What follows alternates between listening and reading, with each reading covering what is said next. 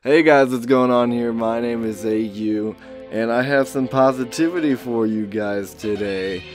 Depending on when I upload this, I haven't decided yet, but yesterday or 2 days ago, Dragon Ball Fighterz was released, or not released, but confirmed, in which it is a competitive fighting game made by the same people that made Guilty Gear, so it's going to be competitive, most likely. I mean, that's what it's almost confirmed, that it will be competitive. It's 2.5D, so it'll have kind of like a unique presentation feel to it. The release date is probably at a perfect time point because Street Fighter V has been out forever now. Tekken 7 just now released, but this game won't be released till early 2018.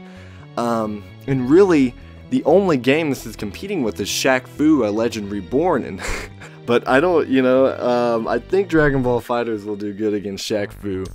To be honest with you guys. So I really think the release date is at a really good time, early 2018. There's really not much going on.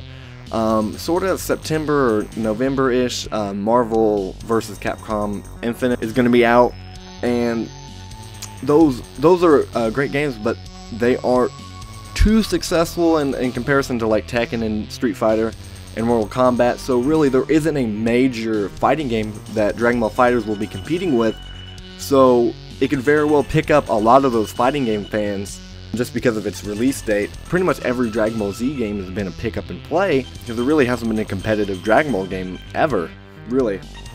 So I feel like that's going to be a big disadvantage, but then again, I think just from, there's so many things that at least it'll get people to buy it, and I think the graphics are going to be appealing enough, just by looking at a few screenshots. The graphics are going to be appealing enough to where a lot of fans are just going to want to buy it, just because of the graphics, because these graphics are going to be completely different from any other Dragon Ball game, which, that's how most new Dragon Ball game titles are.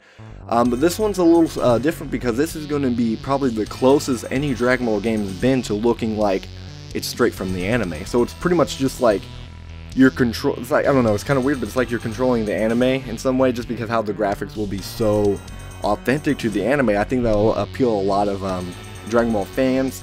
So that's going to pick up some of the Dragon Ball fan base people, and the release date's going to help out for the fighting game fans. So if you combine those worlds together, you're going to have a pretty successful game. Not only the graphics, I think, just as the Dragon Ball Z community itself, like the YouTubers are going to put it over really well, because Rhyme Style, I mean, he has a big following, and he is a big fan of fighting games, so he's gonna make that game look like $1 million, because he's gonna talk about how great it is, because it's gonna be a good game. Guilty Gear fighting games are amazing, so Rhyme Style will have nothing but good things to say, and plus a bunch of other YouTubers will help put the word out, and this game's going to do pretty good. Also, I think this game will do really good if they focus on super characters, like Dragon Ball super characters. Not only just bring in Dragon Ball super characters, but having a diverse roster. Having some super characters, some Dragon Ball Z characters, some GT characters, just being very diverse. Now, it won't be huge, I understand that, because it's going to be a very low roster, which that might hurt it a little bit. But just having a few characters from each different series will be big, because that'll be a big selling point. You can say you can be Black Goku versus Kid Goku, and just have so many different matchups, which you'll probably have 10 to 20 characters, because each character is going to have a very specific moveset, yada yada, different playing style. But if they can just make it diverse, that'll be a really good selling point. How you can have all these different Dragon Ball worlds combined, that'll be amazing. And another thing, this is very minor, but I think it's very important for our fan base.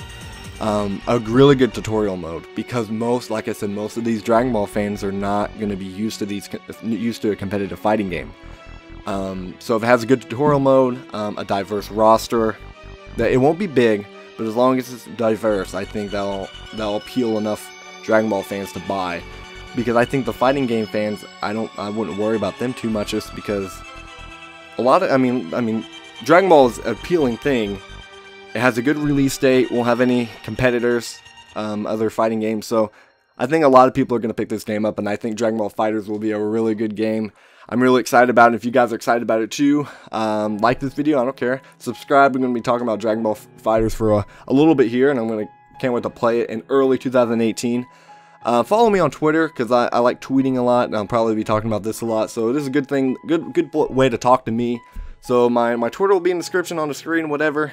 So I hope you guys enjoyed this video, and hopefully you guys are just as excited as I am for Dragon Ball FighterZ. So I've been AU, and I'm gonna get the heck out of here. Now I'm gonna have Mexican food. That's what I'm gonna do now. On the last video I said I was gonna have it, but no, I'm gonna have it now. So alright, see you guys. Bye. Bye bye. Bye. Bye. Bye.